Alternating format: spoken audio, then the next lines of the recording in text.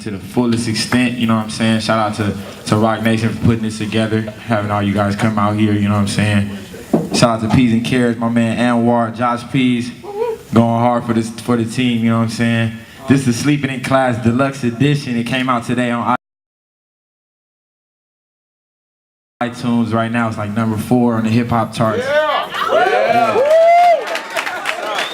Thank you very much. Yeah, it's #4, so I'm real excited. I'm surprised at the end of the day. I'm just, you know what I'm saying, this is all new to me, so it's a blessing just to be in this position, you know what I'm saying, to do this. Because this is what I wanted to do, you know what I'm saying? I just put my mind to it, and I went and got it. So what we're gonna do is we're gonna play this record. It's called Sleeping in Class. I put it out for free December 13th of 2010, but I was like, yo, man, I have more to say. I have an extension. I have some more songs I want to put on it. I want to upgrade the mixes and do some things and make it better, and I want to put some new artwork on it. We got KC Veggies in the building. We rock with. Yeah. And man, I wanted to know, well, now know that you are #4 on iTunes. That's big. That's huge. That's congratulations. Thank you. I appreciate it. For the people who don't know you, how long have you been doing it? I've been rapping, what, 4 years now? I'm 18 years old. I've been rapping since I was 13. Wow. So yeah, like 4 or 5 years, you know what I'm saying? Solid, going at it. That's what's up. And KC Veggies is a really unique name. Like, how'd you come up with that? It's I mean, our brand, we got a brand called Peas and Carrots, like a clothing brand, you know what I'm saying? And we all just like made names to bounce off the brand, you know what I'm saying? KC Veggies, my homie Josh Peas, we got Anwar Carrots. And we just pushing the vegetable lifestyle, you know what I'm saying? We all, it's good for you, so everything we do is good for you. I heard that.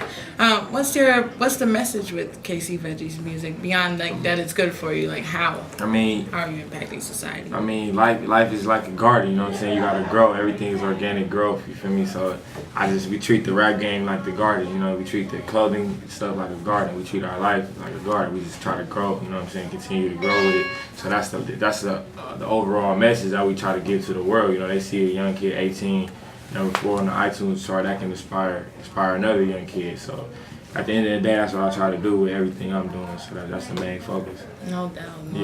And how many shows have you done so far? I've done plenty of shows, like in the past couple years. But right now I started a tour. It starts tomorrow. It's Mac Miller, Blue Slide Park tour. I love Mac. Yeah. Shout out to Mac. Yeah, we doing 66 shows, so nice. I'm on the whole thing with him. And shout out to Mac Miller, just like you said. That's a blessing right there. That's amazing. That's a good person too, a good person to work with.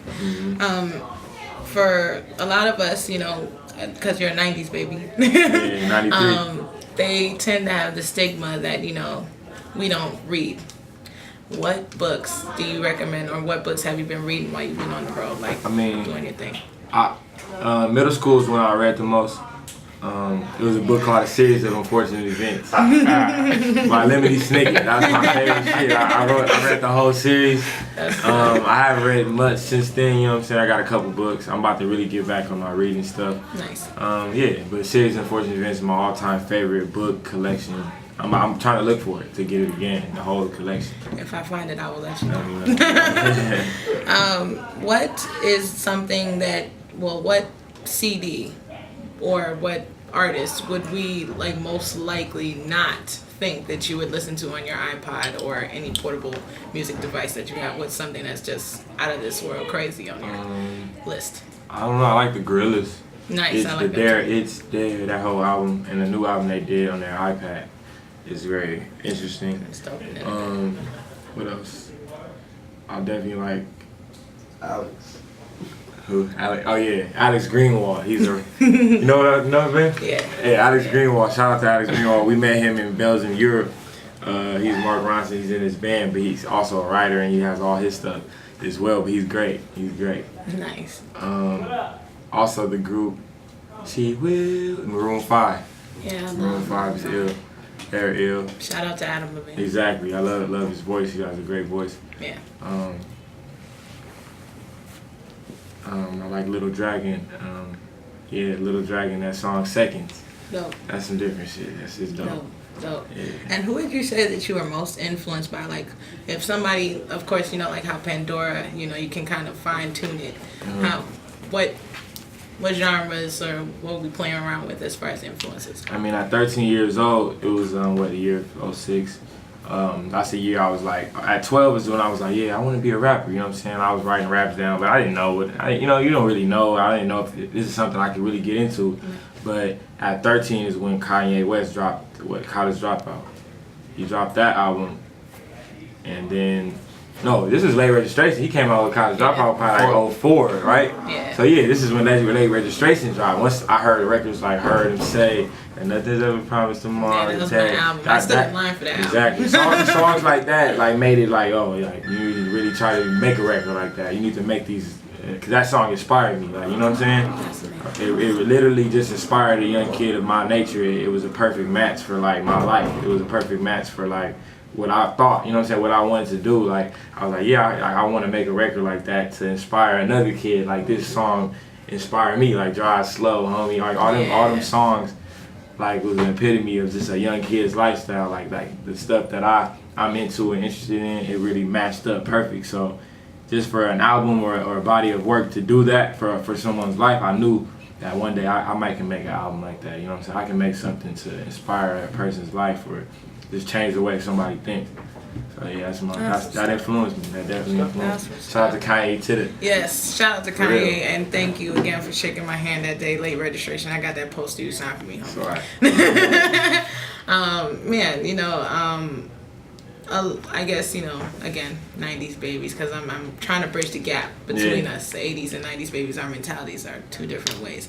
Now that you're in the business, what business advice do you have for people your age when they're trying to get into the game? Because, you know, there's a huge learning curve. Yeah, definitely. You know what I mean? So definitely. I like to know what are some experiences that you've had and how have you dealt with them? I mean, one thing I tell a rapper is just like, a lot of rappers hit me up like, yo, I want to collab with you, yo, I want to do this, but it's like, I don't really know these people at all, you know what I'm saying? And I remember one of the main things when I first started rapping was I was so so tunnel vision. I didn't care about what anybody else was doing. I wasn't hitting up artists that I didn't know with bigger names to get on the song, because the way I saw it was I was going to create my own stuff, you know what I'm saying? I was going to make you love me, then later you're going to want to get me on your song. That's how I looked at it coming in the game. So I think that mentality, you come in just like feeling like you don't need anyone, basically. Come in feeling like you got it on your own, you know what I'm saying? You can do your own thing, you don't need anybody's features, you can just create your own project. You can get your friends on that music and then make the project like that. You don't need so-and-so big name artist #1 to get on the feature. You don't have to beg him over the line to get on your song. You can just make yourself hot, make yourself the commodity, you know what I'm saying? And I feel like that's one of the things I did. Like, I made myself to where Juicy J hit me up like, yo, I need you on this, you know what I'm saying? Like, cause I'm my own person, you know what I'm saying? Cause they know I'm an original human being, and they're interested in what I have to offer. And I think that's the main thing an artist should do. That's awesome. I think that's great. That's great advice. I think that's awesome advice. Man, I really appreciate this interview. I'm glad that I got to know you. You know, and y'all don't know, but this is the first time I've even experienced, you know, Casey Veggies. So I'm really excited. You know, this is brand new for me, and I hope to keep doing more stuff with you, and I'm definitely going to follow up and, you know, check out music. Sleeping in Class. Yeah. Deluxe edition. Yeah. It's like a re-release. I put it out for free. I was sleeping at work today, so I need something to keep me awake. Yeah. Absolutely. I'll definitely, you know, push it for you on the blog, and, you know, you got Spokenfree support all day long. Appreciate it. Okay. Of course. Yeah.